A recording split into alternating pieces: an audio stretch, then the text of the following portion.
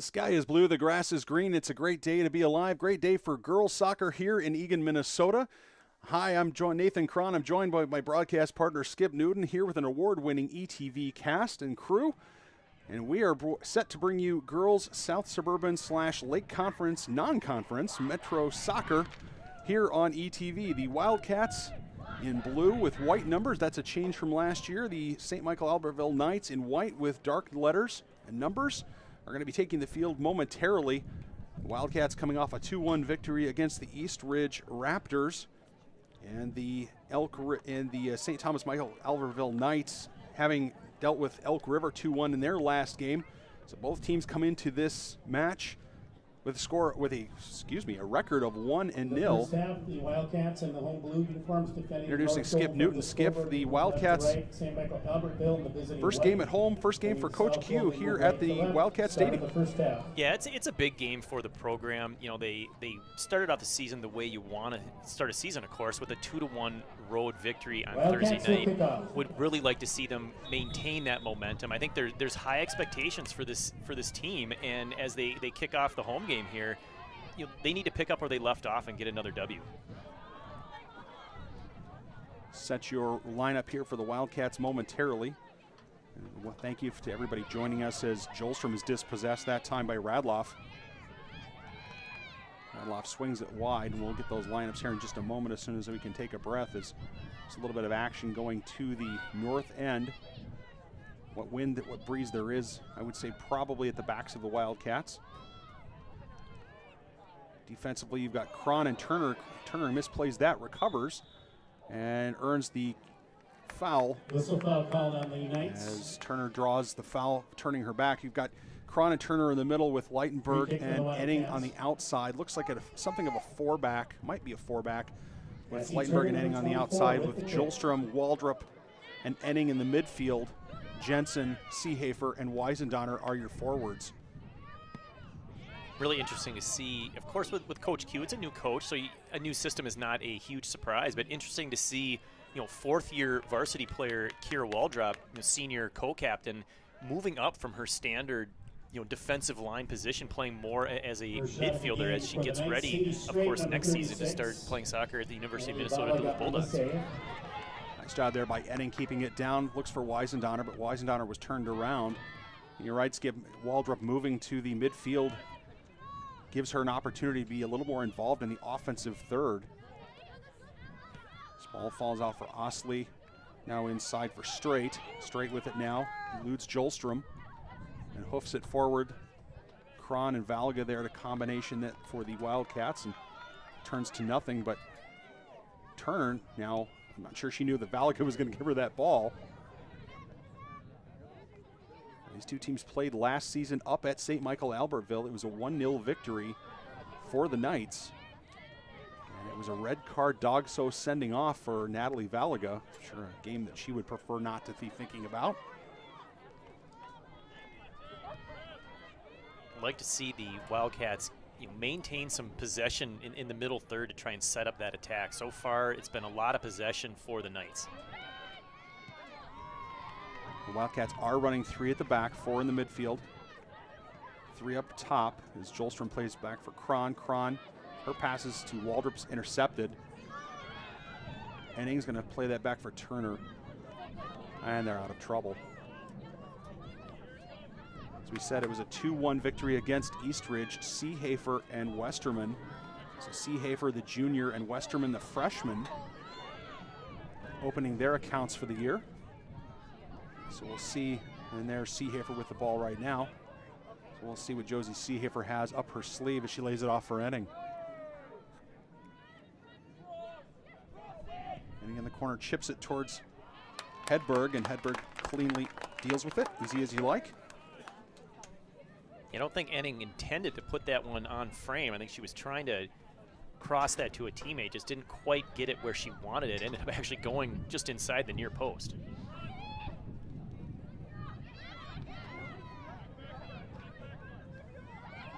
And the Wildcats with 3 at the back have got to be quick on the ball and quick to the ball. That ball did make it through. Cron starts to break it up, but it falls that time for Straight. Straight and Waldrop battling.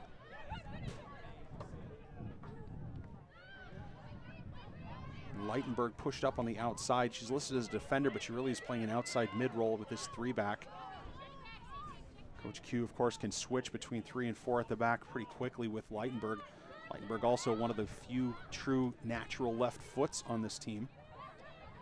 So her presence on the left is understandable.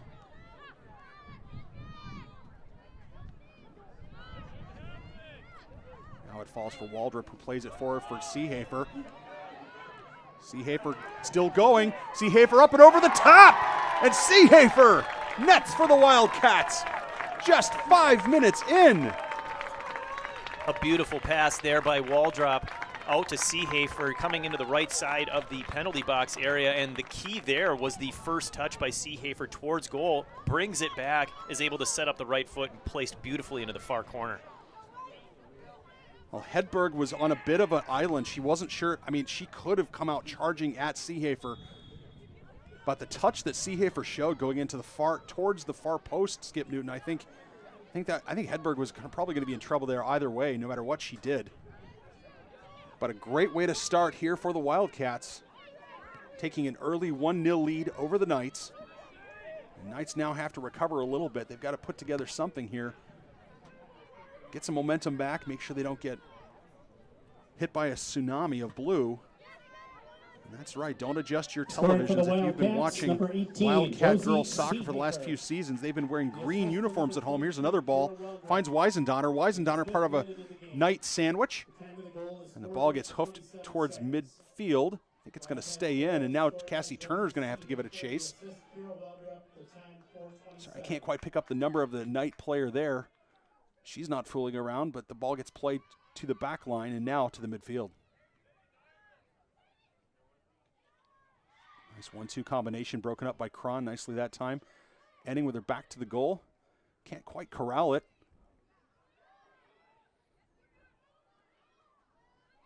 Oh, Egan not stepping to the ball very quickly there, but it's intercepted by Turner. Nicely done. Now it finds Waldrop, and now she's moving up the field. Leitenberg wanted to make a run, and she was in an offside position when that ball was played. So this is going to come back. Leitenberg was in an offside position when the ball was played, came back and played it in an onside position, I think, Skip. And it's just unlucky, but Leitenberg had all sorts of room to roam if Waldrop had been able to deliver that ball on time.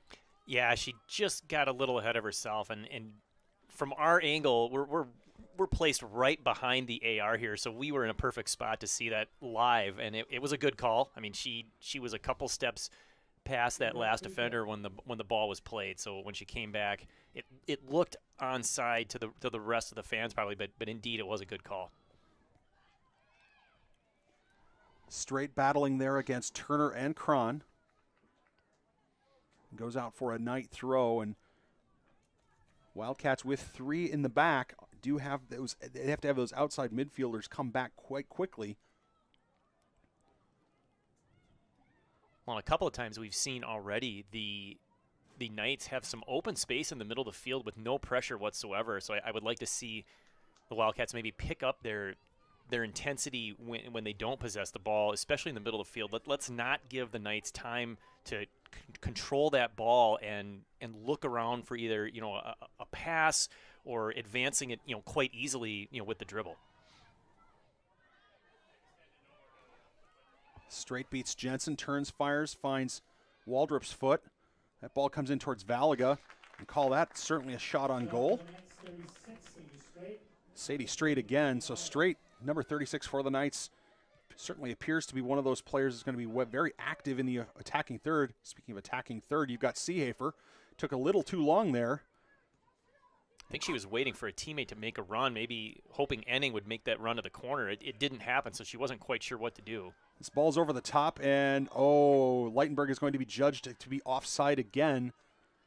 Unlucky that time. If Leitenberg can just hold that run, or if they can deliver the ball a little bit earlier, there's St. Michael Albertville running with a very flat back four, Skip Newton, and that you wonder with the track star-esque speed of this Wildcat soccer team, girls soccer team, I'd say about what, half the team is on the high school track team, and a third of them have been to the state tournament, state track meet in the last 2 years, something like that. I mean, that might be a dangerous thing to do.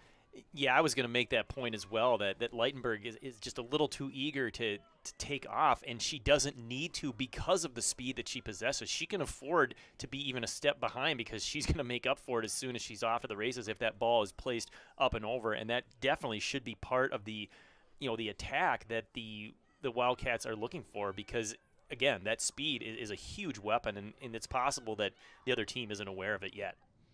Jensen finds it, knocks it down, gets it to Enning. Enning sends it forward. Hedberg off her line, claims it before Weisendonner could get to it. And Weisendonner, there's another interesting selection. Weisendonner had been primarily a midfielder, Skip Newton, under Coach Ekstrom. Now is playing that center forward position. It'll be interesting to see what kind of style she hews out of the raw material of the front there, because she's something of a back to the back, kind of a hold up type striker. At least in terms of her play. So, in any event, it's back and forth. It is fascinating, though, to see, you get a new coach. So all these players are relatively new to Coach Q and sees things a little bit differently for some of these players than what we've seen historically. We've got, okay, so we're going to have a stoppage here. Not sure exactly what's going to happen here. Center referee was called over by the assistant. I'm not sure if is it blood? Somebody has a cut? Or somebody has gear they're not supposed to have, like a earring, or it got missed during pre-check-in. Have to wait for the producers or the athletic directors to help us here a little bit.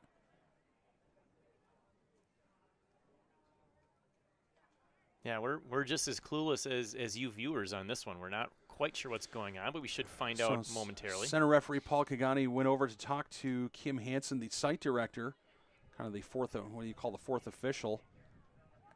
And then Egan athletic director Sandy Setter-Larson is on her four-wheeler.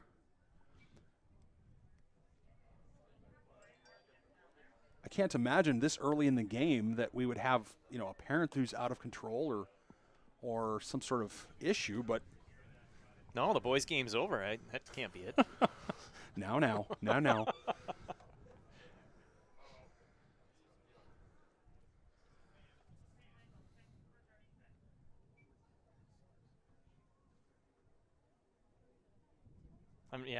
I'm not sure. There's all smiles on the field.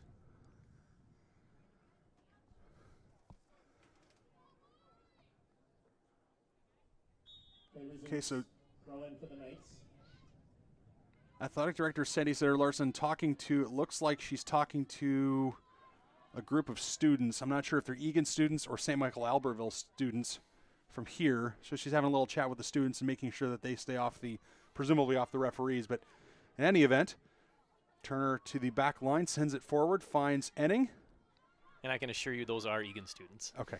I can't tell from here. Jensen with a nice defensive play there, taking the ball away from Lewis. And Lewis says, I'll take that right back, thank you very much. And a whistle, Lewis earns the foul. Nicely done that time by both players.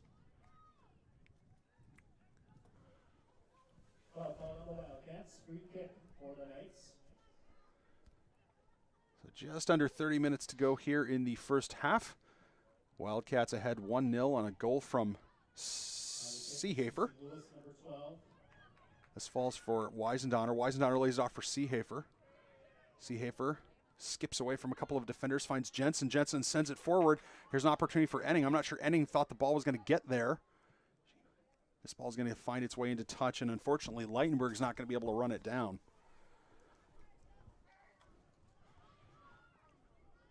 Although Cron does have, when she wants to, has a big throw. It's over the top. Can a blue body get to it? No. Hedberg comes out and claims it. Well, you mentioned the new blue jerseys, which are quite nice and sharp. I do like that, and I think it just maybe I'll be able to tell the jersey numbers when we play a night game, because those green ones were really difficult. They look sharp up close, but from a distance, not what we would have liked. I think Leitenberg was there again, straying into an offside position. Turner knocks it down, finds Waldrop. I think this is something Waldrop does or is able to do when she's in the midfield, Skip Newton, and that is play forward, really, get forward and play forward herself. But when she's playing center back, she just is so much more limited. Kron's throw in intercepted that time, but it falls for Enning. Enning's looking for a teammate, has Jensen. Jensen's got some company, lays it off for Waldrop. Waldrop can shoot from there, but doesn't. Jensen for Jolstrom. Jolstrom, the junior captain, finds Enning. Anna Enning, the outside back, Seehafer. It's a lovely ball to Jensen. Jensen's going to have to get on her horse to get there. She's got to get there, and she doesn't. Unlucky for Jensen. I thought that ball was just... I thought the weight was just about right, but Jensen just couldn't run it down. Yeah, it was a great idea there. That's the ball you have to make into open space, and we've seen it already a couple of times here on the near touch. That ball past that defender, and you've already got a teammate making the run. Unfortunately, just a little too strong for Jensen. She was on her horse to get there, but couldn't quite make the play. Yeah, Emma Quant, number 6 for the Knights, coming on, replacing Sadie Straight, who's been, as I said, I've mentioned her name several times here in the broadcast already, so she's been active from the attacking position. That ball finds its way over towards the touch line. Enning doing a nice job there of trying to run that down. Seehafer comes back, finds Enning. Oh, and look at Enning with all sorts of green space, but she passes it quickly to Weisendonner. Weisendonner lays that off for Seehafer. Seehafer goes over the top, and Enning has it taken away that time by Quant, the other Quant. Leitenberg now skips away. Look at that far side. She's going to run. She's going to run past at least one defender. And a heads-up play by Annabelle Leland to put that into touch. Boy, you get the sense the Wildcats might have another goal in them in the next few minutes here. The offensive pressure is pretty consistent. Yeah, we've been looking down towards the south side of the field for the majority of the first half. It's just a matter of connecting a couple of passes as they get into that attacking third and setting up a shot. Ending with it again, finds Seehafer. Seehafer directing traffic with her hands. Can't quite get a teammate on the other end of it is Jensen. Oh, nicely done off the thigh there, but it's taken away. Now she has an opportunity. Comes out with it. Nicely done, Jensen. Jolstrom. Looks for Leitenberg. Lays it off for Kron. Kron will try to go right back to Leitenberg, but it's blocked. That time by Peltz. Harley Peltz. Ball over the top. Weisendonner is going to try to run this down. Hedberg, again, quickly off her line. She's bailed out her defense a couple of times with that aggressive play off the line. I'd like to see the Egan front line anticipate that big throw. This is the second one in a row now that we've seen go straight to the goalkeeper when they should know that Kron's got a big throw in her, and she's going to put it deeper and past the last defender when she gets that opportunity. Opportunity for Waldrop. Goes begging, and now Kron will go head-to-head with Peltz on the far side. The 216s. Kron will put that into touch and let the defense reset. And we're going to have a slew of substitutions here for the Wildcats. Substitutions for the Wildcats. Onto the field. Number 11, Macy Bray. 2, Emma Fetzich. Number 7, Addie Tanner. Number 17, Courtney Bumper. And Courtney Bumpers all checking in for the Wildcats. For St. Michael Albertville. Back into the game, Sadie Straight, number 36. Sadie Straight checking back in. So Fetzich taking a spot in the midfield. I think, I can't quite tell. Sometimes difficult to tell from up here who's been removed, but Fetzich in the game against Eastridge, nice job of controlling the midfield and distributing from the midfield. Ball gets sent forward. Players go down as Bumpers battles there against a Knight defender. Bumpers providing a little bit of pressure, and here's Tanner up from her outside wing position. It's taken by Enning. Straight manages to win the throw. Sadie Straight, one of the captains here for the Knights. Good header there by Juliana Zerna, but it falls that time for the Wildcats. Gets hoofed forward looking for Bumpers, but it's intercepted. We've seen that pass forward a few times now where it's behind the forward instead of leading to where the forward is running. I'd like to see that corrected on future, long balls. You need to be aware of what direction your forward is facing, and that ball needed to be closer to the corner. Nice job by Anna Edding stepping into that. Now she loses the ball, but she breaks up the promising attack without committing the foul.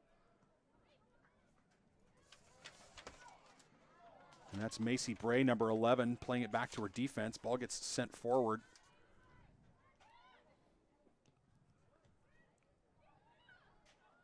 The Wildcats just need to calm down a little bit here as that ball is over the top.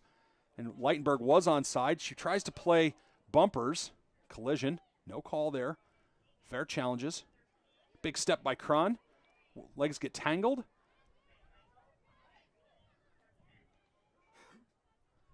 Fetzich looks for Leitenberg again to the outside.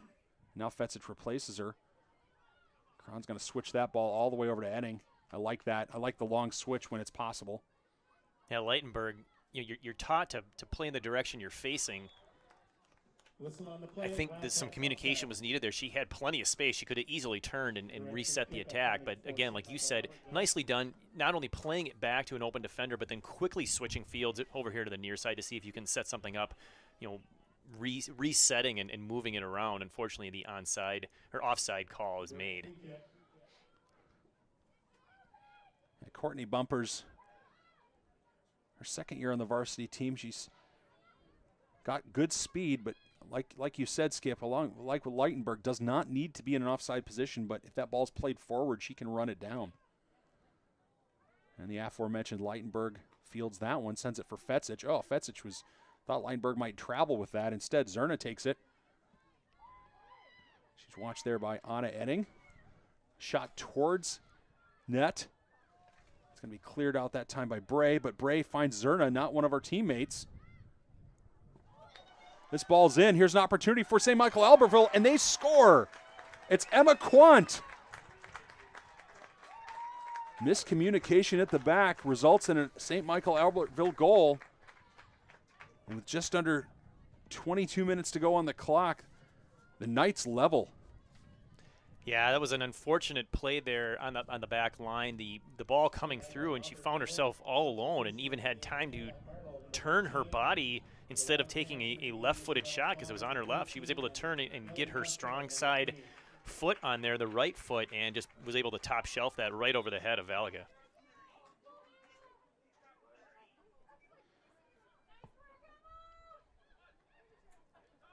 It was Emma Quant, number 6, with the goal. I'm not sure exactly who the assist is going to be given to. I think it might be number 20, Juliana Zerna, as this ball falls for Ellie Westerman, freshman who's now checked in. So we had a substitution there. This ball falls now for Addie Tanner. And that ball's going to be played into touch. So Westerman is in. Let's see if we can get the other players that have checked in. Oh, Isabella Fall checked in for Cron at the far side, on the far side defense. Big goal there for the Knights.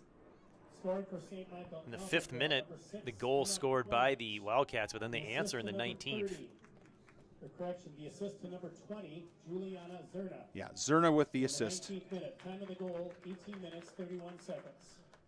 The Knights goal was scored by Emma Quant. And we're going to have a corner here, first corner of the game for either side. Like to see this result in a good shot on goal for the Wildcats. They've been a little lacking in that opportunity since their early goal, so they're going to flood the little box, the 6, with blue jerseys. Waldrop knocks it down, but it does go into touch, and I like how Waldrop got up for it. I just wish that, unfortunately for the Wildcats, they were just not able to get on the other end of it. Yeah, she did a nice job of winning the ball in the box. She did a nice job of getting on top of it so you don't head the ball over the net. Unfortunately, it was off frame. Beautiful corner kick, by the way, as well. So Seehafer is going to check back in. Tanner is going to go to the other side as Leitenberg is withdrawn. Coach Q using his bench relatively early and relatively often here. And here's Sadie Straight again, looking for her teammate, Emma Quant. That ball's going to find its way into touch. Quant had a run, but was being watched very carefully there by Isabella Fall. Last year, of course, these Wildcats, 11-7-1, lost in the Section 3-3A finals to the eventual state champion Rosemount Irish. St. Michael Albertville Knights with a 500 record of 8-8-4, losing in the section quarterfinals. So both teams with work to be done as programs. You know, and we talked about that at the beginning of the broadcast, the high expectations for the Wildcats. And while you have a first-year coach, so that's going to be some change and it takes some getting used to, the fact is they return a lot of starters on this Egan program. And like you said, the defending champion, Rosemount Irish, does not. And they lost 10 of their 11 starters. They have a new coach. So really the section is wide open, and there's an opportunity for Egan to fill that void and win the section championship for the first time in 3 years. Sure, our friends in Rosemount would disagree. They would say that the section's not open, but again, that's why they play the games, right? But certainly you think that the Wildcats would, after last year's Rosemount team was so gifted, such a juggernaut, that it was going to be very difficult for the Wildcats to break through, but certainly you like their chances are better this year than they were last year. Yeah, and it wasn't just 10 out of 11 starters that they had graduate, but half of those 10, are going on to play Division I soccer. I mean, just a ridiculous amount of talent on that Rosemount team last year, where it was really one of those deals where if they don't win the state championship, that's almost considered an unsuccessful season, as hard as that is to say, but they came through. But again, I think Egan has to be one of the favorites in the conference and the section this year. I think that's certainly the case, and right now we're going to see if, as Emma Fetzich steps into it, we're going to see if Coach Q's, what he told us prior is going to take place, and that is he says he wants to press. He wants to press. He wants to create opportunities. As Ellie Westerman with it finds Seehafer, who sends that forward for Bumpers. Bumpers is going to run that down.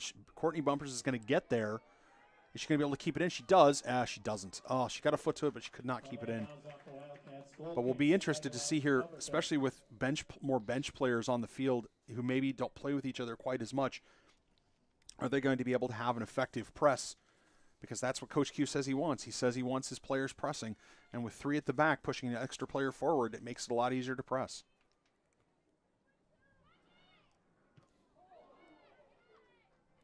Maybe the goal allowed, a 1-1 tie will get Egan, picked up a little bit. They felt, again, they lost a little bit of their intensity after that quick goal. They seem to be much more aggressive now, winning these 50-50 balls in the middle of the field.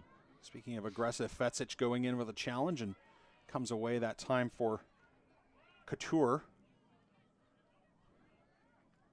Leland, dispossessed, says, I'm going to get that back, and tried it just a little too hard, as it's going to be a foul against the Knights. I think that's find that kind of humorous. There's a foul against the Knights, and a couple of blue players run the other direction expecting the ball, expecting a free kick for the Knights. I'm not sure what they saw, because I thought it was a pretty obvious one. I mean, she came charging in from the side with zero intent on playing the ball there, so pretty obvious call. Yeah, and and as we've said, Skip, not a foul, not a ball that's not a spot kick that's going to be overly dangerous.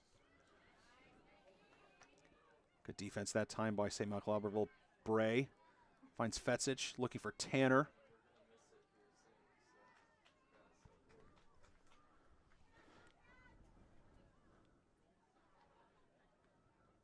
Fall with the throw-in. Goes over the top. No blue players. Really needs to be a blue player looking for that over the top. That time it came off of a Knight player, but if somebody's looking for that ball to make it over the top, they're going to have a great opportunity. Yeah, and especially off of a throw-in, if you're the first one to receive the ball, you cannot be offside. So you're just automatically onside if you directly receive the throw. Bumpers. Westerman lays off for Bray. Bray looks for Seehafer. Seehafer takes that under control. Seehafer, right, left, right. Loses it, falls for Bray. Bray tries to pull it back, finds Waldrop. Waldrop with some nice ball skills, but it's turned over and put out by Clairquant. There's a long ball up as Turner's going to run this down. That's our goal scorer for the Knights. Emma Quant, she puts on the moves. Two defenders take each other out, and it's a goal. Unlucky that time between Turner and Enning.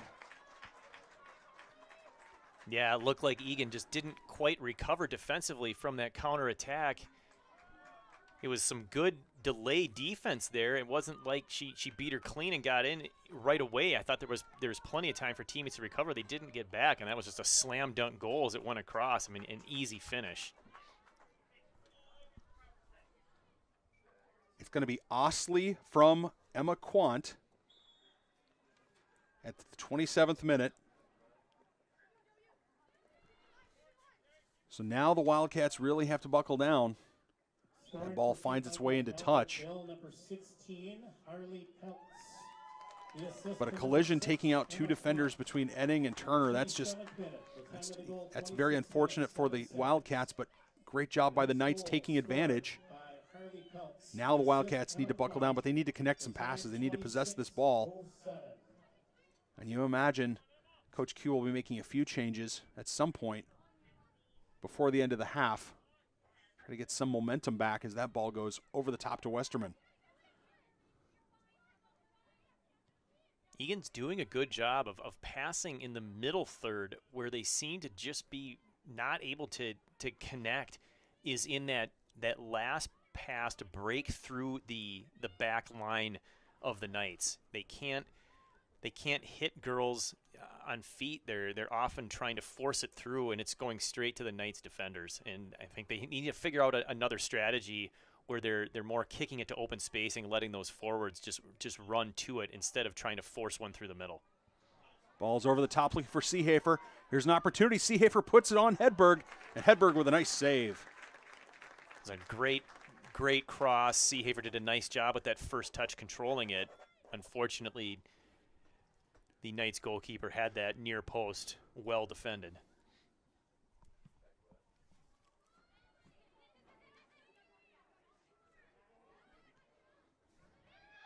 Straight turns, beats Seehafer that time, but now I think we're going to have a throw in as Bartel wins the throw for the Knights, and wholesale substitutions here for both the Knights as well as the Wildcats. Jolstrom, Leitenberg, and Jensen will check back in.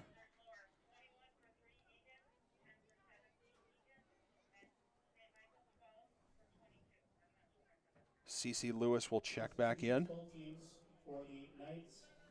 And there'll be some shifting and shuffling of players, but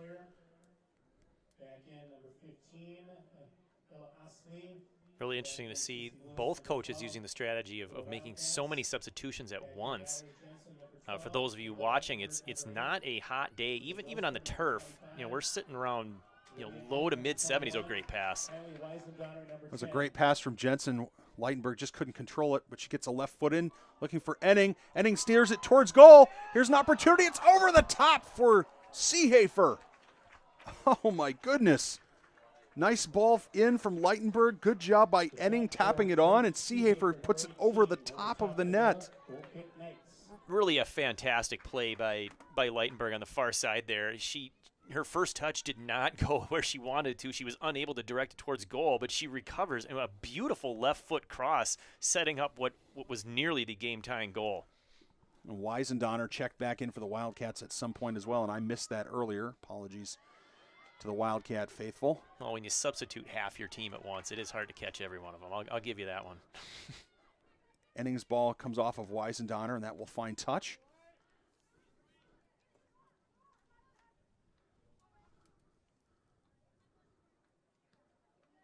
Lewis finds Straight, and Straight goes straight out of bounds. Turner again with a big throw. She's going to hoist it forward. It's going to go over the top of everybody. So now Weisendonner's got to get to it. She's not able to.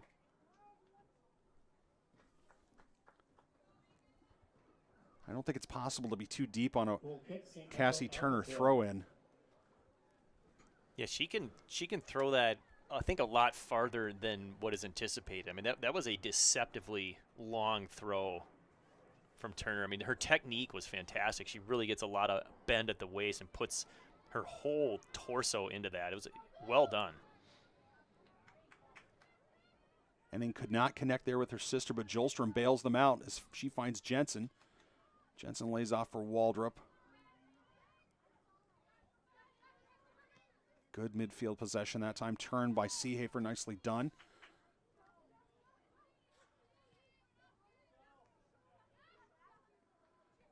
Henning held on to that just too long, and Jolstrom was able to almost keep it in. I think that's going to be, yep, it'll be into touch. Wildcats certainly have lost some of the rhythm they had earlier in the game, Skip Newton, and it's up to Coach Q to get that back. Yeah, it looks like he's trying to find the right combination on the pitch. So far, unable to do so.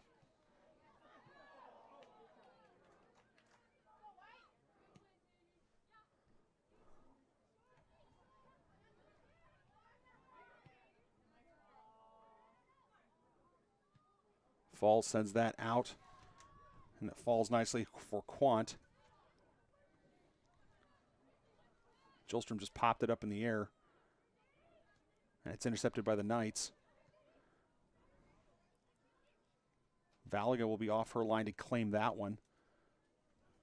I think to the relief of the defense, as defense was a little bit flat-footed as Sadie Straight was doing a nice job of creating opportunities. Here's another ball around, or I should say over the top, but it's not. Here's an opportunity for Leitenberg. Can she turn this and go straight to goal? Oh, she's tripped. I think that's going to be a penalty. It will. Yeah, 100%. Oh, it's unlucky for the Knights, but good fortune for Ava Leitenberg. She was free and clear in. It's not a dogso or any of that situation. It's just a trip.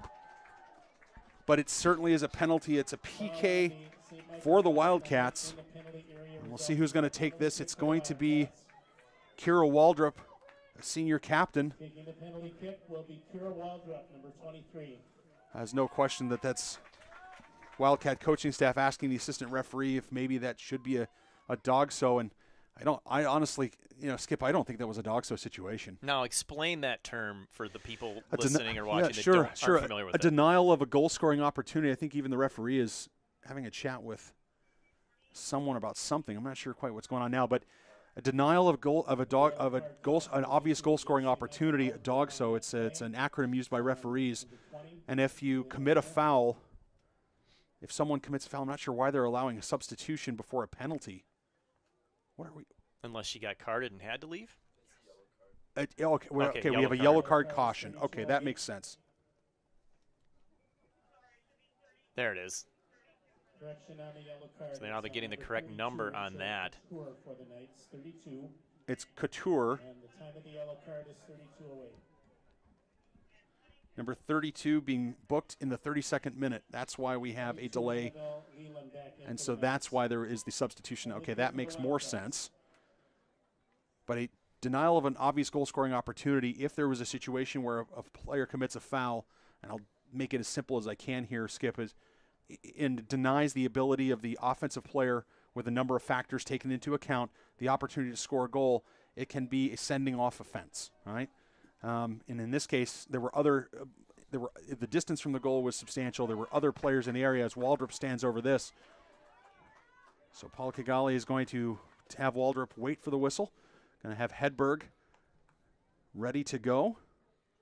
Make sure the arc is clear. And blow his whistle. Waldrop to tie it. And she does. It's a Kira Waldrop top corner penalty, and we are knotted at 2. Big goal there as we get down to the final, 5 to 10 minutes of the half, answering and getting the game-tying goal. I think a huge potentially goal for just momentum's sake. Kira really making no doubt about that one, just absolutely burying that thing into the back of the net. Well, so many times there's so much pressure on the kick taker because you expect to score, and it can be somewhat debilitating, and sometimes players will be in their own minds and psych themselves out as this ball comes in and is cleaned up by Leitenberg, looking for Seehafer. But Kara Waldrop, to her credit, left no doubt. And even if Hedberg had guessed correctly and made an effort for that, there was no way in that top corner it was going to get saved. Yeah, she put that one where it was unsavable and set up, by a play where we've seen a couple of times earlier in this game, Leitenberg being a little too eager to make that run. She absolutely timed that one brilliantly. She was a good step behind that last defender when the ball was delivered, and it was delivered perfectly, beyond the defense, and she was able to use her speed. And again, she had a good yard of advantage when she first touched that ball, so she was in a clear situation. And the defender felt that the only chance she had to make a play was to do some sort of a slide tackle to knock the ball away. And unfortunately for her, the ball wasn't there, and Leitenberg's foot was, and the trip in the box leads to the second goal of the game for Egan. Weisendotter went to the deck, but no call, and the ball finds its way pinballing through the infield. Fall steps up. A couple of times the Wildcats have had an opportunity to make runs, and they've been somewhat tentative. We'd like to see them be a little more aggressive. That ball is going to find Leitenberg, who is in an offside position. But a couple of times, if you've been watching while we've been talking, that on it, Liv Enning, number 21, has had a couple of opportunities where she can take defenders on, and she's passed it up to pass. And I guess I'd like to see a few of the forwards for the Wildcats, Jensen, Weisendotter, Enning. I'd like to see them a little more aggressive and starting going north-south rather than east-west, if that makes any sense. Yeah, different kind of football. One of the key decisions tactically that players need to make is when do I pass and when do I try to attack that defender one-on-one. And for forwards especially, you need to be willing to make that attacking decision one-on-one. There's another ball to the outside. That's a shot on net. Shot taken by Leitenberg, number 8. Nicely done by Leitenberg. Good save by Hedberg. Little collision there between Hedberg and Enning. It was a cannon off the left foot of Leitenberg. I thought that might be a cross, Skip Newton, but it was on net, no question. Hoping to catch Hedberg, maybe anticipating that cross. She could have very well snuck that one into the net. Well, I think the Wildcats, it's fair to say the Wildcats have something going over there with Leitenberg really running rampant there on the left side of the pitch as Fall finds Waldrop. Waldrop tries to go across. She's going to find Seehafer. Seehafer controls with the right foot. Now she has it on the right foot, and it's great play that time by Cece Lewis to deny Seehafer the shot. Concede the corner, but deny the shot. Nicely done. Just a beautiful switch of the fields there off the right foot of Kira Waldrop. She saw Seehafer lining up and put it right where it needed to be through the defenders, but in a position where Seehafer could run onto that. So Jensen's going to give way to Weisendotter. Let Weisendotter take this corner, the second corner of the game for the Wildcats. Weisendotter has a left foot.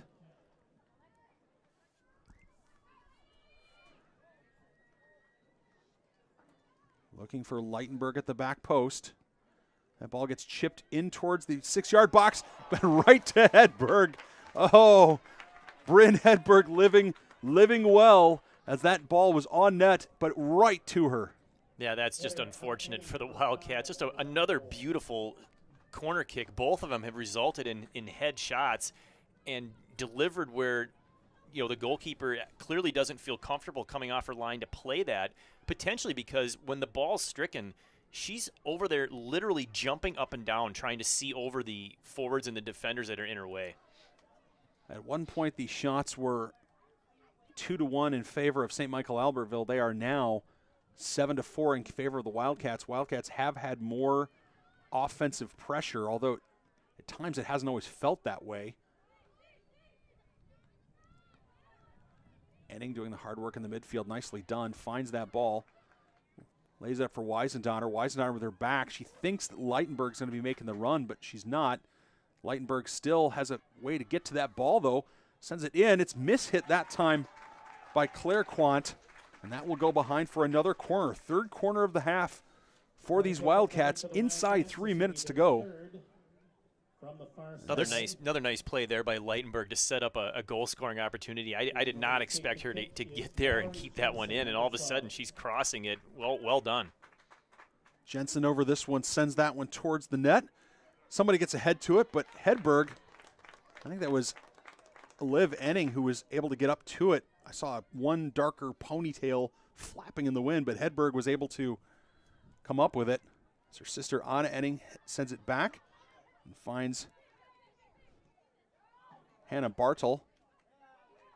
Now it looks like Hedberg wised up a little bit after those first two corner kicks were so dangerous. This one, she does come off the line and plays that nicely.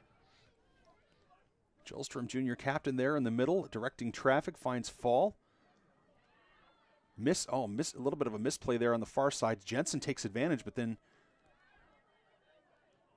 Juliana Zerna is able to take it away from her.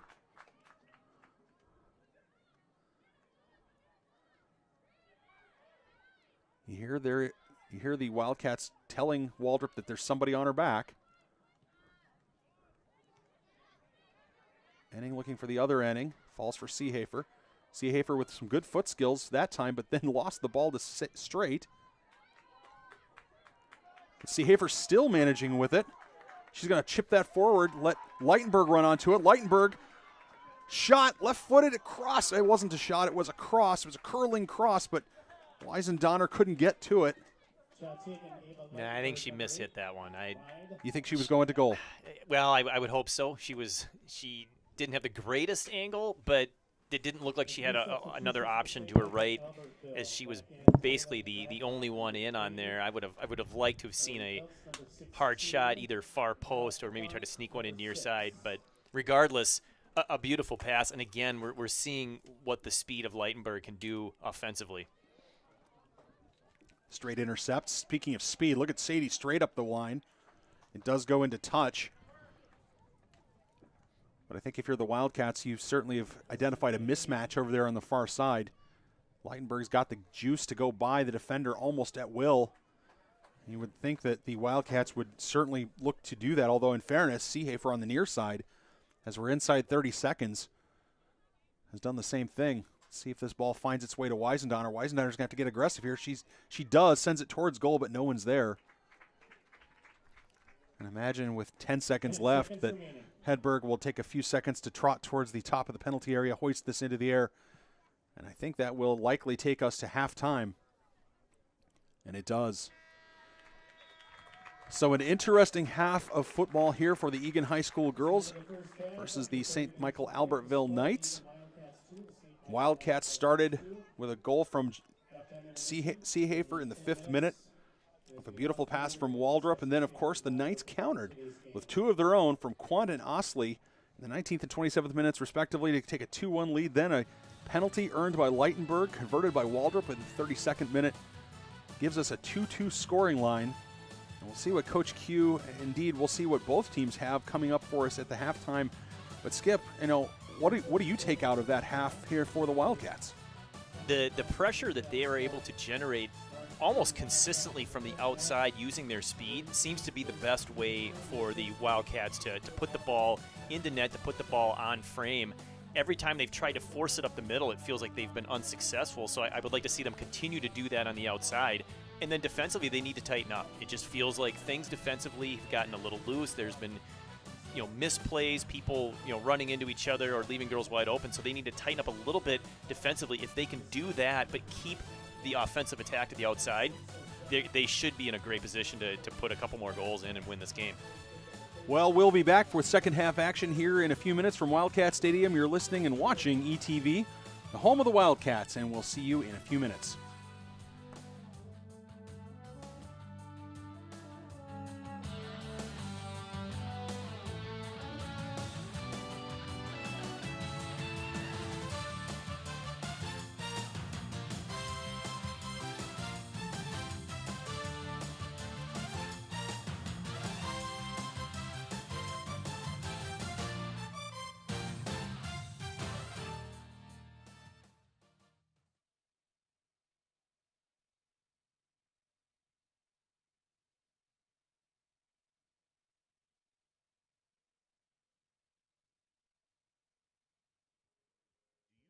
Positively Egan? It's a video series by ETV that highlights the good happening in our Egan community. Stories of people reaching out, giving back, or shining a light on the people who make Egan great. If you or someone you know has a story to share, we want to hear about it and feature it in Positively Egan. Visit cityofegan.com/positively-egan to submit your story and watch previous episodes.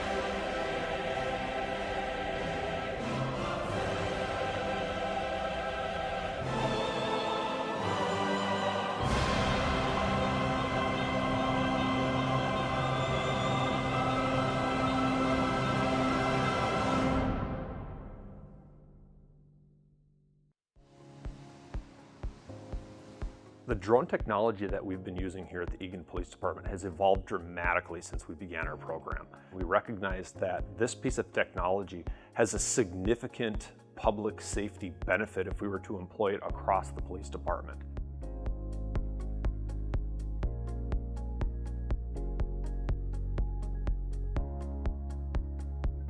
Drones are a smarter and safer approach to calls because it allows officers to be able to slow calls down. We aren't rushing in to see what's going on.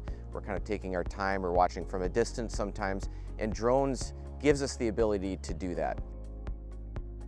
It's a complicated process to become a drone pilot because not only do our officers have to learn how to fly the drones and gain competency in all of the areas surrounding their use, but they also have to receive a license from the FAA as a commercial drone pilot. They kind of have to hit the books and be familiar with drones, airspace, in addition to kind of like the flight restrictions and like the weather and cloud patterns. There's a lot of type of calls that benefit from having a drone available. It's primarily incidents where we're searching for somebody. You have kind of the vulnerable adults or kids. You have individuals that flee on foot. It allows us to kind of cover a lot of ground. We have the capability of putting a drone up in the air within minutes of that 911 call and start searching. Anytime we have a situation like that, every minute counts. We've done a lot of outreach with different community groups. We've gone and talked with Rotary. We've gone and done demonstrations for kids. They see how valuable the drones actually are out in the field. Outreach is really important for the drones because it helps people understand why we're using them and how effective they are, and it helps show that these really are good tools for de-escalating situations and should be invested in the future.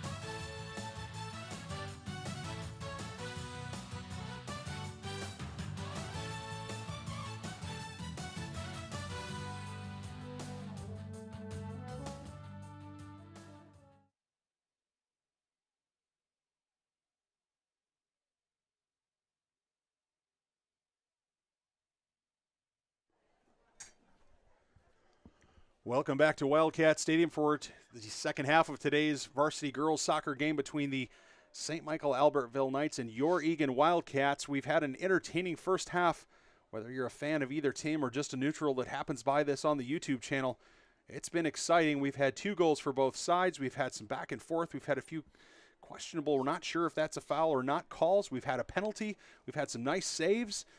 Skip Newton, I'm Nathan Cron. And Skip, we've had several good opportunities all over the pitch to, for both teams. The Wildcats have climbed back into a tie after ceding the lead to the Knights. Knights, though, are looking to do more than just get a tie or get 1 point or a tie out of this game. They're looking for a win as well. So walk us through a little bit of the halftime talk for both of these coaches. I think they're going to probably say the same thing in regards to being a little bit better defensively. Both teams not only putting some pretty good pressure on, but taking advantage of their goal-scoring opportunities and finishing, and they need to do a better job defensively of shutting things down there. Also, controlling the ball in the middle third, and the team that has consistently done that, and it's gone back and forth, has been the team that's generated more pressure. So that's really where a lot of those opportunities are born from, is that middle third, and the team that's able to string together a couple of passes, and all of a sudden they find an open girl either on the wing or a through ball. It's leading to goal-scoring opportunities, and it's leading to goals. And whichever team can do a better job of that here in the second half is going to come out of this game with the win. You get a sense that both teams have to tighten up defensively, don't you? I mean, you have Seehafer and Leitenberg who are really running rampant around the edges of the outside of the defense for the Knights, and then on defensively with the Wildcats, with their 3 at the back, they have to stay compact. They have to be able to intercept the ball. So in some sense, as you say, it's the same advice for both teams, isn't it?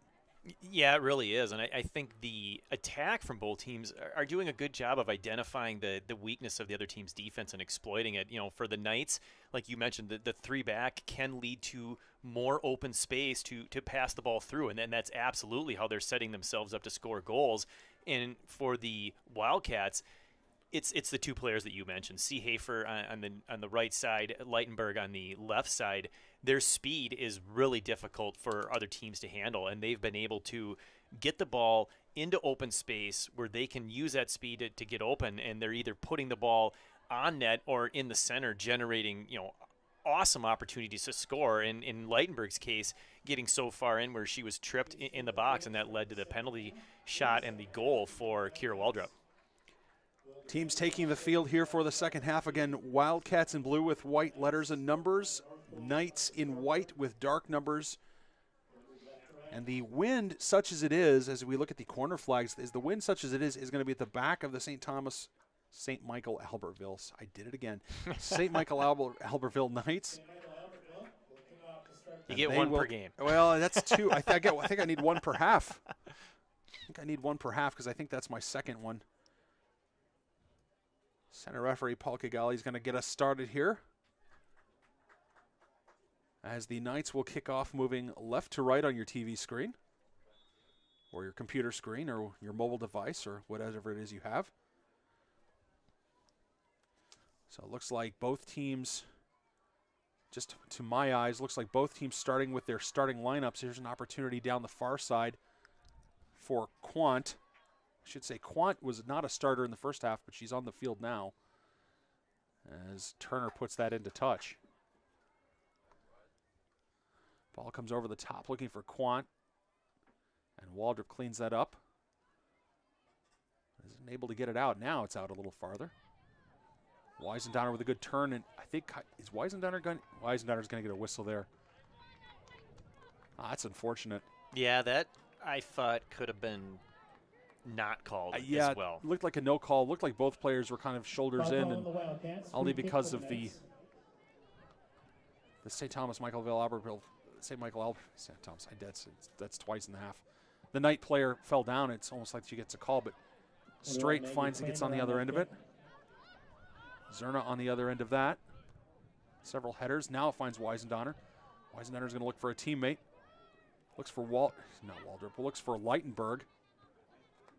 Some nice patience there by Weisendonner. She had it and she was the only one even close to midfield. She had to wait for her teammates to catch up, and she just held onto the ball. Really, really heady play there. Kron to Leitenberg. Leitenberg lays it off again for Kron. Kron, a little bit of a miss hit there. It falls for Straight, who a prodigious attempt from 30 yards out. She clearly can strike the ball, but just did not strike it on net. Still, it's a shot. Not on net, but it's still a shot. Kron with the miss hit there, but did a nice job of recovering to take away any potential 2-on-1 and really forcing the Knights player to either, look for another option or shoot from far out. But we'll take that shot from that distance, at least until proven otherwise. Yeah, it's definitely a lower percentage shot. And again, Kron, one of those Egan Wildcats who's part of an all-state track team. 800 winners, 400 winners, 4x800. I think there were state champions last year, 4x4, one of the two. And so it's got a lot of good speed out there, a lot of good recovery speed, Skip Newton.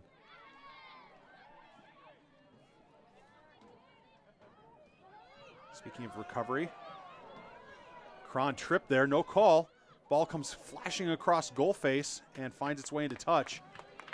It wasn't intentional, but I'm a little surprised that there wasn't a foul there with the trip on Kron, because it created a really great opportunity for the Knights. Yeah, and had that been the other way around, had it been the Knight forward that was tripped up like that, I have a hard time believing that it wouldn't have been called. So I'm with you. I think you almost have to make that call because it had a significant impact on that play.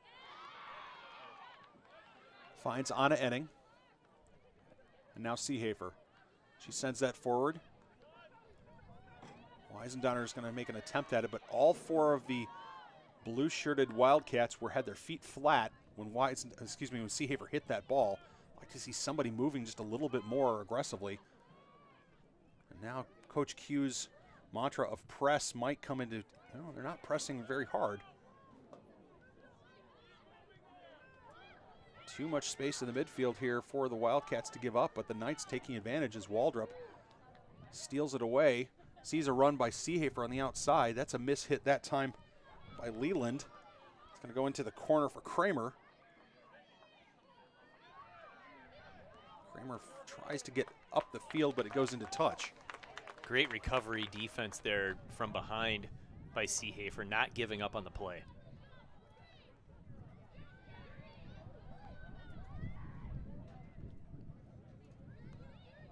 Liv Enning and Zerna renewing their midfield battle as that ball comes back for Waldrop.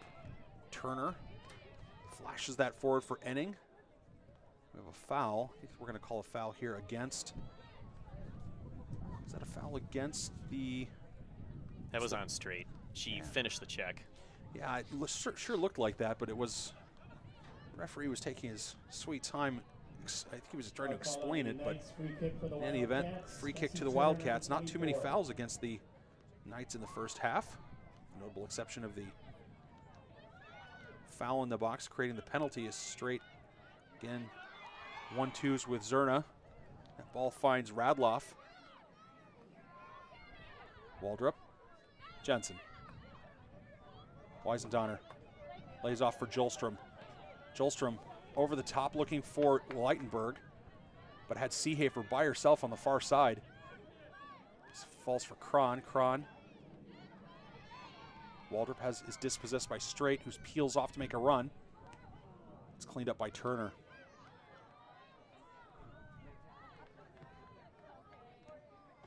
Ball gets popped up over the top. Falls for Jensen. Jensen slides it through. Weisendonner with an opportunity. She's got a left foot. She's taken it. She's hit. There's a collision. Number 10, Kylie Weisendonner. And Kylie Weisendonner's luck or bad luck continues. There was substantial contact. I think the center referee's going to describe that as a shoulder-to-shoulder challenge. Well, it wasn't much shoulder-to-shoulder.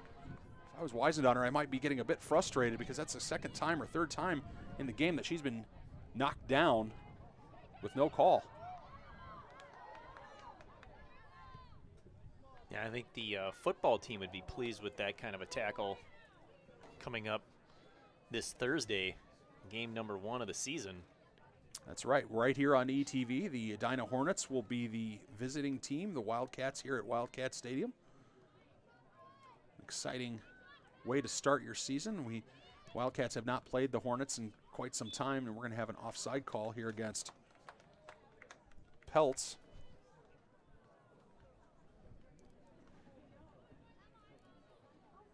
During this break, we'll take an opportunity to thank our platinum sponsors of the Egan Wildcat soccer program, Melanie and John Willie with Edina Realty, Egan Football Booster Club, Egan Hockey Association, I Got Skills, Jordan Drilling, State Farm Agency, Nick DeVries, Triple Diamond Sports Breaks, the Urgency Room, and the Wave Soccer Club. Thank you so much for being platinum sponsors. We could not be a successful program without you. Shot goes wide that time by Emma Quant.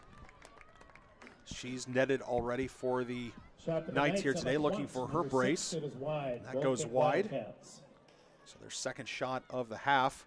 And the gold sponsors are Ansari's Mediterranean Grill, Birchwood Dental, Canes, Coldwell Banker, Rami Cormont, Devani's Divine Salon, Dunn Brothers Egan Arms, Egan Family Dental, Escape With Us Vacations, Homestead Auto, Merrick's Towing, Teresa's Wildcat Zerbel Orthodontics, and ZZQ Barbecue. As that ball is over the top, Cron will be called to the defensive pump, and that ball slid wide. And I think they're going to say that was, Valaga did not get a touch to that. I thought Valaga absolutely got a touch to it from where I was. It's close. It might have gotten underneath her, but I thought I saw it change just a little bit of a direction when it went past her, but maybe not. We'll take the goal kick, that's for sure. Well, and Peltz did what a brilliant shot by Peltz. I mean, she had Cron hanging all over her. This shot comes from well out.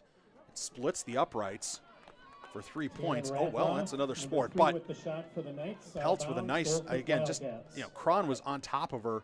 The fact that she was able to get that on and even make a good shot of it, knowing that Valaga was going to take away the near in the middle, and she had to go to the far side. Nice play by Haley Peltz. Jolstrom flicks on. And it falls for Quant. Lays it off for the defender as she hoofs that forward, finds Straight. Straight watched by Waldrop. Good tackle by Waldrop. But someone needs to come back and cover as Waldrop was still picking herself off the turf. Ball to the outside. Again, Peltz. And that's going to be blocked, and that's going to be a corner. And I believe, if my statistics are correct, I think that's the first corner for the Knights today. Corner kick for St. Michael Albertville. This will be their first. Yeah, good goal-scoring opportunity here for the Knights. From the near coming side in with Juliana the Zerda, end of 20. the 50th minute. They have a different strategy than Wildcats. Wildcats like to flood the line. They like to keep their players out more. Header for the Knights is out of bounds over top of. Good header that time off of Zerna's corner, but it goes off the football uprights. And a goal kick restart for Valaga. Enning on the far side looking for her sister Enning.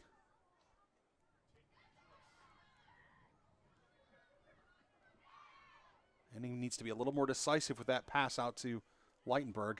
That ball's up over the top. Waldrop well back near the back three. Enning, now she turns. Now she's got an opportunity. Uses a left foot, tries to squeeze that through to Leitenberg, and it doesn't come off.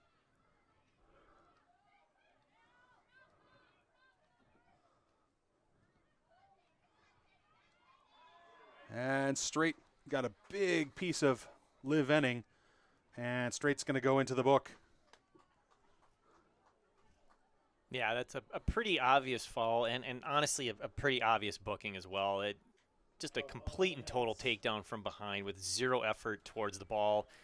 That's one of those where I believe a referee wants to make sure that the game doesn't start to get out of hand, and so you make that call. You give them that yellow cautionary card, and now you're ensuring that things are going to get under control. A yellow card was issued against St. Michael Albertville, time 51:04. The yellow card number 36, Sadie Straight. I'm sure Coach Pat Prindle is just over there having a quick chat with the center referee, and not really dissenting at all. I don't see how you really could. It was in the back. It's pretty clean and obvious. Second yellow card of the game for the Knights. First one coming on the penalty shot and goal for Kira Waldrop. Leitenberg taken down in the box. So in the 51st minute, we'll have a restart here as Turner finds Cron. Cron takes a touch, hoofs it forward. She does, and unfortunately the line had stepped up. The defensive line for the Knights had stepped up very well that time. Impressive, as I think just about 4 Wildcats were offsides. Yeah, the public address announcer, Dave, saying Wildcats offside, and he was right to pluralize that. It absolutely was several Wildcats in an offside position.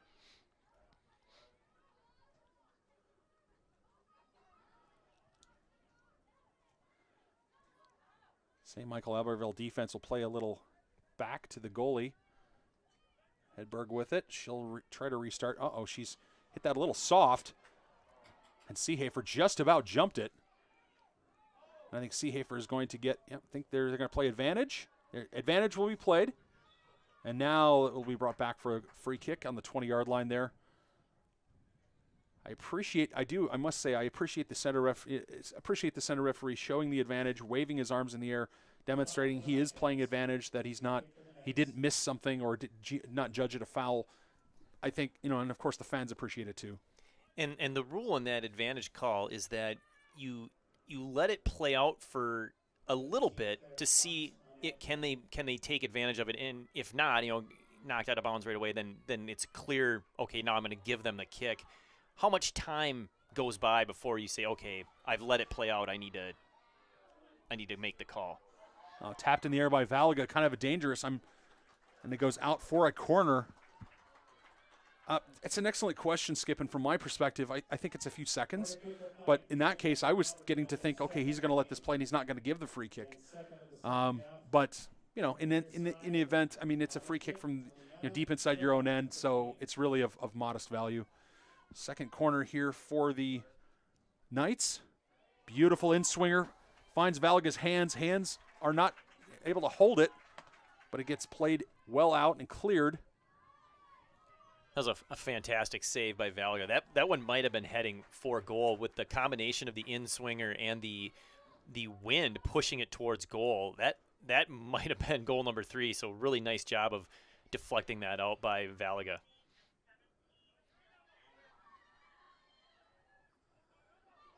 Valaga well out of her penalty area, playing that quickly. Yeah, nice job of keeping her body in front of that ball, ensuring that it does not get behind her. Enning finds Jensen. Can Jensen get a foot to this quickly? She does, but she cannot find Leitenberg. She had Leitenberg on a run all day long, but she couldn't find it. Leitenberg back. Finds Cron. Cron pops it up a little bit in the midfield. The ball gets played back to Anna Enning. And of course, it's easy for us up here in the booth to see it. It's a little harder to see it down the field, but there's a real opportunity there for the Wildcats. Yeah, Leitenberg had nothing but green in front of her. I would have liked to have seen that ball played in the air and over the top where Leitenberg can then adjust and run onto it. Turner turns her hips and sends that out towards midfield. Sent back in by the Knights. Looks for Turner again. Turner back to Valaga. Valaga good with her feet. Puts that out well out, but it's Jensen and Weisendonner, both of them eluded. Now the ball comes in towards, wow, interesting. We're going to have a foul here on the edge of the penalty area against the Wildcats. I'm not sure what the center referee necessarily saw there. There was certainly contact.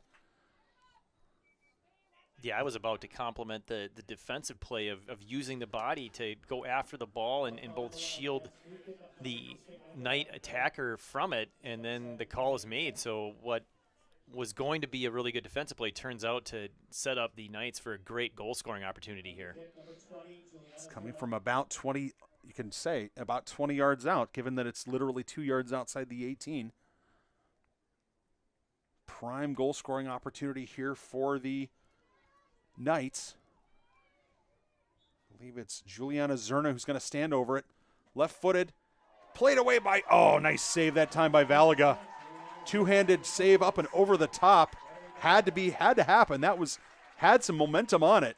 No question about that. Yeah, that one was so well struck that you frequently will see that get through a goalkeeper's hands, especially, someone who has to go up high. If you get too much of the tip of your finger on the ball, it can be strong enough to go right through. But Valaga did a nice job of getting both hands firmly on that and knocking it not only away from goal, but over the goal to prevent any sort of rebound. Third corner of the game here for the Knights.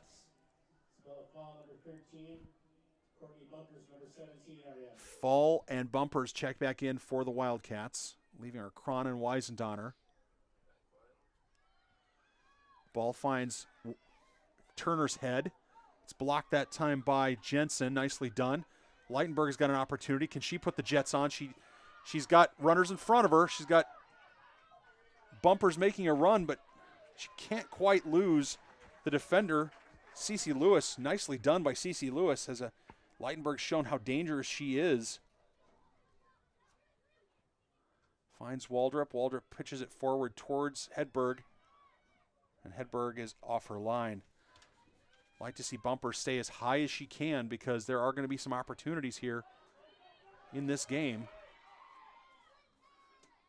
St. Michael Albertville fans excited that looking for opportunities here, no question about that.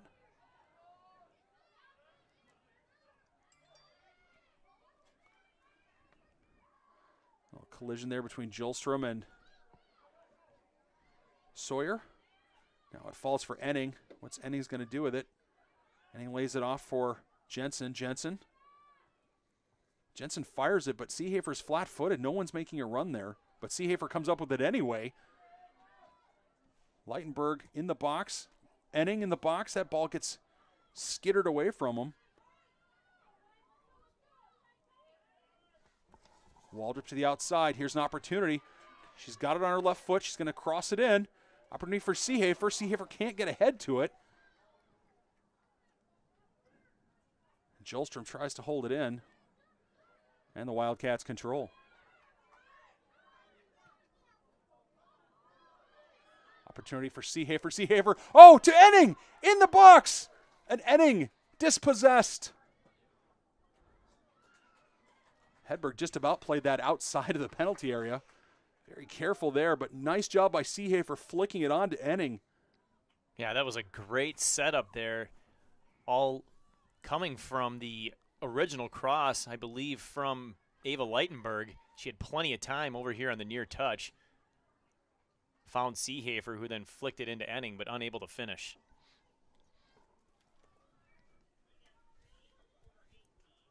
.21 to go here in the second half. Knights and Wildcats knotted up at 2 goals apiece. And another substitution. Seehafer is going to be withdrawn, and Ellie Westerman, the freshman, will be put in her place. Turner with a heave over the top.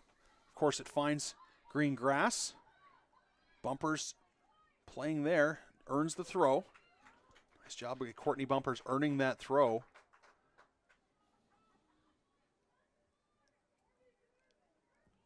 Turner will come forward again to give this another heave.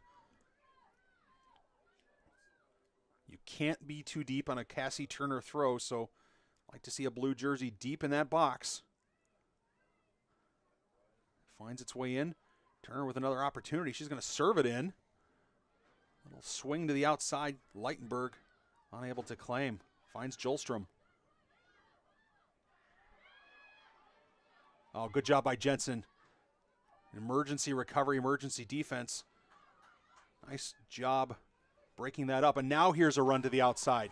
Here's Westerman to the outside. She's got it on her right foot. She slides it in towards Hedberg. Didn't quite get what she wanted on it, but Nice real first shot of the game, or shot of the half.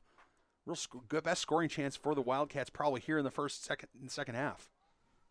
Yeah, you'd like to see some more shots here by the Wildcats. They're getting the ball down there, but they're not able to put anything on the frame. They need to do that. They've shown some success with that in the first half. They can definitely score some more goals, but not without being a little more aggressive shooting the ball. Nice job by St. Michael Albertville clearing their lines and creating some offense, but Wildcats so far able to absorb some of that pressure. Waldrop sends it forward, but it's intercepted by CeCe Lewis. I'm going to say I really enjoyed the novels, but that's C.S. Lewis, not C.C. Lewis. Different person. Enning and Westerman, two of the underclassmen here on the team on Coach Q's squad, combining on the far side. And one of the things that Ellie Westerman demonstrated, and that ball's not going to make it into touch. I'm not sure it is going to make it into touch, but it was taking its sweet time. One of the things that was evident in the last game the Wildcats played against Eastridge was Ellie Westerman's decisiveness. She was very good about making a very quick decision to either pass or to shoot or to turn or to whatever. And certainly that's something that will only benefit both her, the Wildcats, and her teammates. Addie Tanner checks in. Ava Leitenberg going to get a quick break. Imagine we'll see Leitenberg back on the pitch at some point. Yeah, I would think that Coach Q is trying to give both Leitenberg and Seehafer a break here, resting them up so they can get them in about the final 8 to 10 minutes. Here's a good run from Bumpers. Bumpers held her run. She's in on goal. She has an opportunity to put her right foot to it. Oh, what a save by Hedberg. Great shot by Bumpers. Better save by Hedberg. Did a nice job of holding up her run to make sure that she was onside. She was successful in that. Also successful in taking that shot when she had to. If she takes one more touch, she's going to lose that opportunity. Earns the corner, a big one here for the Wildcats. They've been successful in 2 out of their first 3 of getting ahead on the ball and getting it one on frame. Let's see if they can do that again. Jensen standing over it. Heads to the back post. Comes off of a Knight player. Waldrop's going to send that to Fall. Fall, Jolstrom. Jolstrom tongue-tied there a little bit with her feet. Plays it back for Turner. Straight's going to run that down. And the chance goes begging. And this ball is free and clear on Straight. Straight high-stepping it down the field. Recovery defense that time by Anna Enning. She just needs to hold her there. She doesn't need to keep her back, but a nice shot by Straight, and it's into the waiting arms of Natalie Valaga.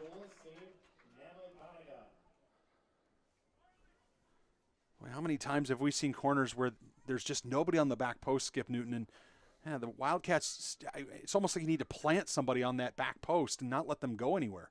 Yeah, Jensen, I think, got more of it than she wanted, out-kicking all of the Wildcat teammates that were there inside the 6. Ball by Tanner looking for Westerman. Knight stepped through a couple of defenders. Now Zerna pops it forward looking for Waldrop. Waldrop has kind of slid back a little bit, Skip Newton, into a back 4. Well, I should take that back. Defensively, she's dropping into a back 4 as Bumpers has another opportunity to make a run here. She gets control of it. Still has control of it. Sends it forward for Westerman. Westerman can't get to it. Jensen. Just over 15 minutes to go here in the second half. 2 goals apiece for both sides. Ball finds its way to Waldrop. Waldrop sends it forward, but nobody's running. It's a case where I'd like to have a little bit, either somebody needs to run or somebody needs to tell Waldrop just to hold that ball rather than turn over possession to Hedberg. You know, coming into the second half, we talked about what do both teams need to do to play a better second half and win this game? And one of the things we mentioned was tightening up defensively. I think we've seen just that. Both teams have definitely tightened up their defense and are playing much better, at least from that point of view here in the second half. And perhaps my memory is a bit hazy as I am getting advanced in years, but I don't think the Wildcats have really tried too many of those long balls down the sideline or down the outside. I just don't think it's like they haven't tried it this half. And, you know, we've played well over, you know, half of the second half. Yeah, they played it so well, you know, down the touch lines into the corners in the first half, and that led to a lot of opportunities. We've seen less of that. They haven't been able to successfully pull that off. You know, I think part of that is because, you know, the Knights have done a better job defensively. Nice give and go there. So hopefully we can figure something out here in the final, you know, 14 minutes. Westerman, what does she have up her sleeve now? Finds Fetzich, lays it off that time for, I think that's Bray who checked in. Bray with a left foot. Couldn't tell if that was going to be a cross or a shot. We'll call it a shot. And it'll go out for a goal kick. So Bray has checked in, Fetzich checked in.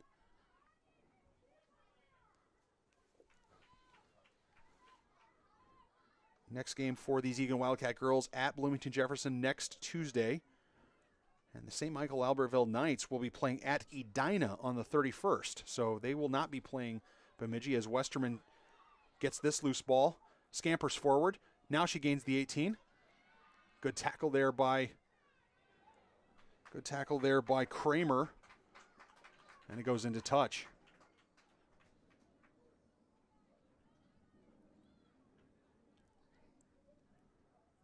The Wildcats, Turner will come forward, and again, hopefully Tanner or somebody else, Fetzich, somebody stays on that back post because the balls seem to magically find their way back there. There's an opportunity for Enning. Enning looks for Tanner. Falls for Tanner. Now falls for Enning. Shot by Fetzich. It's blocked. Laid off for Westerman. Westerman plays it in for Bray, or for Bumpers, excuse me. And that goes out into touch. Would have liked to have seen a one-touch shot outside the 18 there. I thought there was an opportunity for the left foot. The ball was on the ground. Don't hesitate. Instead, you know, tried to play it in shorter. One of those cases where, again, taking the shot there in almost every circumstance is going to be a good decision. We need shots, and the more of them, the more you can make things happen. Bray's touch let her down there a little bit, almost intercepted that time by Bartel. But it falls for Westerman. Westerman loses it. Somebody needs to make a run. There's Anna Enning, Fetzich, Bumpers. Bumpers tried to lay it off but didn't quite get it where she wanted it to go. It seems like the Knights' strategy of play it to straight and let her create. I really wasn't trying to make a pun there, but seems to be working.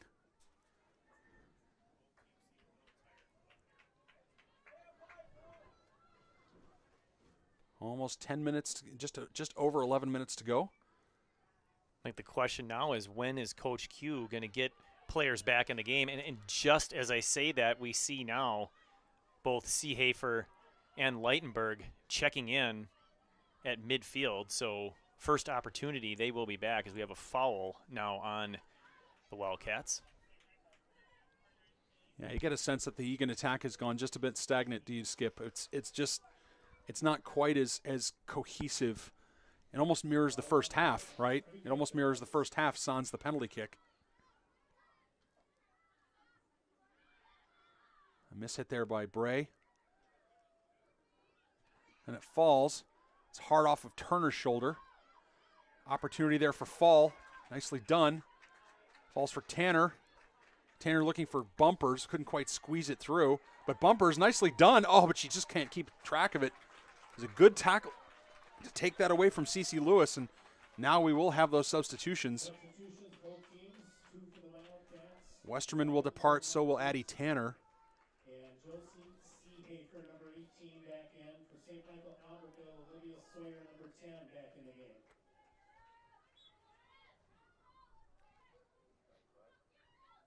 Ball gets hoisted down and goes out for a throw.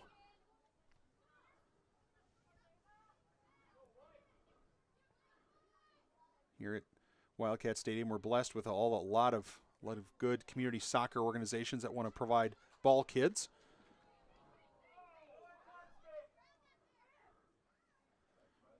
That ball gets sent in. Bray will provide the pressure.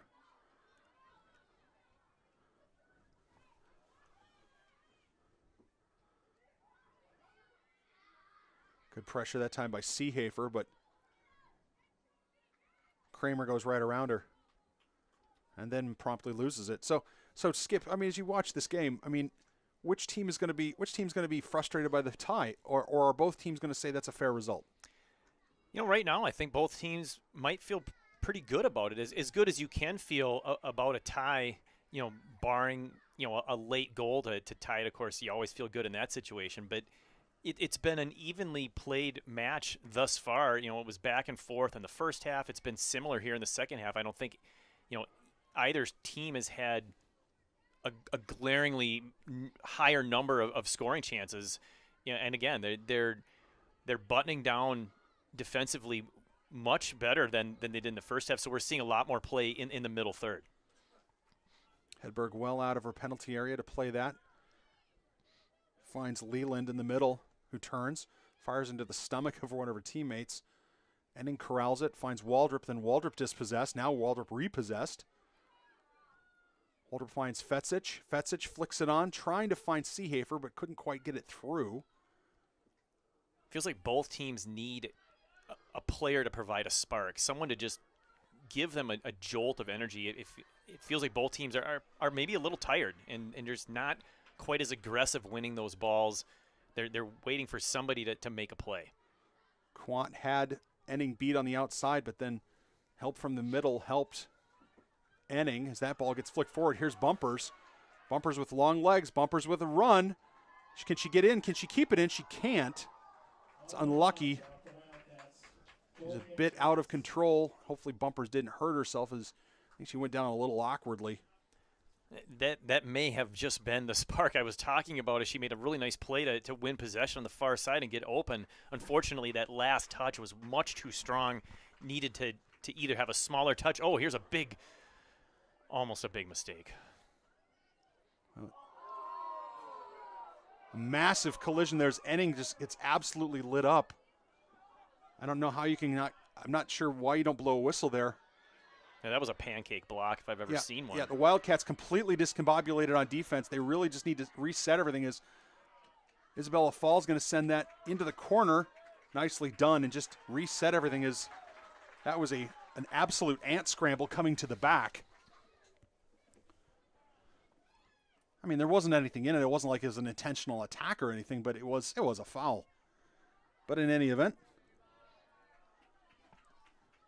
just over 6.5 minutes to go here in the second half.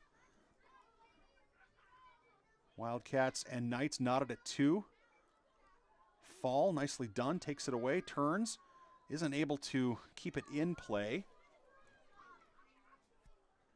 We're going to see another substitution. I think it's Jensen's going to come back in for somebody.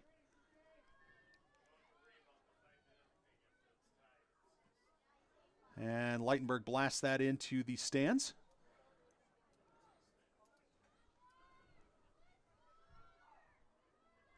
Wildcats have to be aggressive and attack the ball. Falls for Leland, who punches it back in. Turner sends it out. Flicked up over the top. Here's an opportunity for Seehafer. Seehafer has some green grass in front of her. Oh, but it rolls off of her. She just couldn't control it. Really unlucky there. Thought there might have been a ball played by a hand there by the Knights, but no such call. Here's a potential takedown, also no call. Yeah, I think the feet just got tangled there. I don't think that either player was in possession. St. Michael Albertville Knight faithful here certainly were thinking that might be a whistle. Now it was outside the penalty area, so it wasn't going to be a penalty kick, but certainly a good opportunity to score from that deep. Liv Enning is going to be withdrawn, and Jensen's going to take her spot. Valaga puts her foot to that and finds Bray.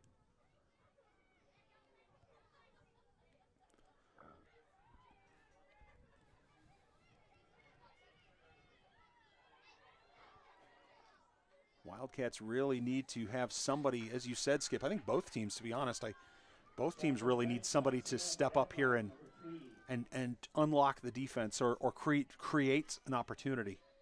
Now, there was a missed one there by the Knights. They had possession, you know, the 30-ish yard line or so, and just kind of weakly kicked forward towards Valaga. There was no pressure or intent really with that. Kind of an impatient decision. Jensen's ball in the middle didn't find anybody, so it gets turned back the other way. Fall plays it back softly.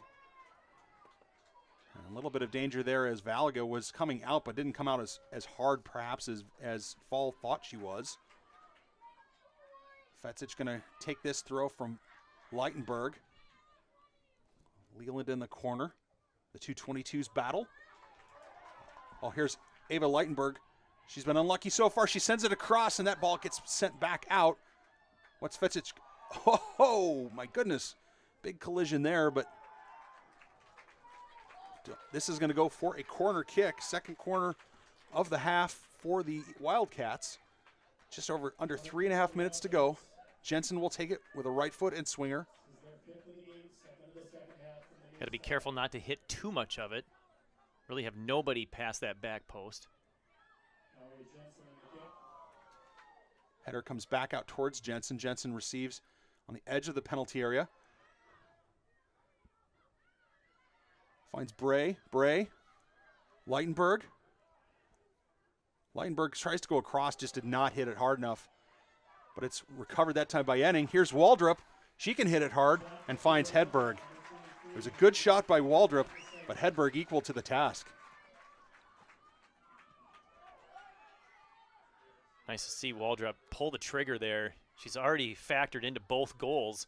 Assist on the first one, of course, nailing the PK for goal number 2, which stands right now as the game-tying goal.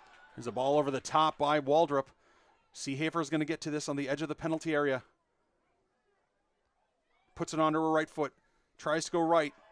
Keeps the ball. It's deflected. Falls for Jensen. Jensen keeps it down. The ball's deflected. Great block. I could not see what defender did that, but it was a genius block. Looking for bumpers in the middle. Seehafer on the far side, and that's straight back playing defense. Don't tell Sadie Straight that this game doesn't matter. She's a forward. She's back playing deeper than the defenders. Well, and the whole Knights bench has been standing up for at least the latter half of this second half. So the intensity is there, I think, even for both teams, certainly picking up here in the final couple of minutes of the game. Can either team find a winner? Can either team find a way to unlock the defense and create something to give themselves an opportunity? You know, you talked about Coach Q wanting to keep the pressure on in the attacking third. This is an example of that. Can they keep the ball down there and perhaps generate a turnover or something to put a shot on goal? Enning hoofs it forward, looks for Fetsic. It falls. No blue shirt can get to it, but now Jensen had it off of her foot. First touch really let her down as Fall comes out to play that away. Opportunity for the Wildcats goes away. Now the Knights will counter. Nice job by Seehafer. Seehafer's got some runners, but couldn't squeeze her ball through. 1 minute to go here in the second half. Looks for Jensen on the far side and finds her. And that ball gets popped up in the air. A fair result, I think, Skip Newton, for a tie, for a draw for both sides. But at the same time, you wonder if the Wildcats maybe are going to see this as an opportunity lost. Certainly with the momentum that they've picked up in the last few minutes of the game, I think they could walk away from the pitch maybe a little disappointed that they weren't able to get that third goal. Of course, they still do have 25 seconds, so now we have a stoppage. Not sure if we're going to have a foul. What's the referee going to do here?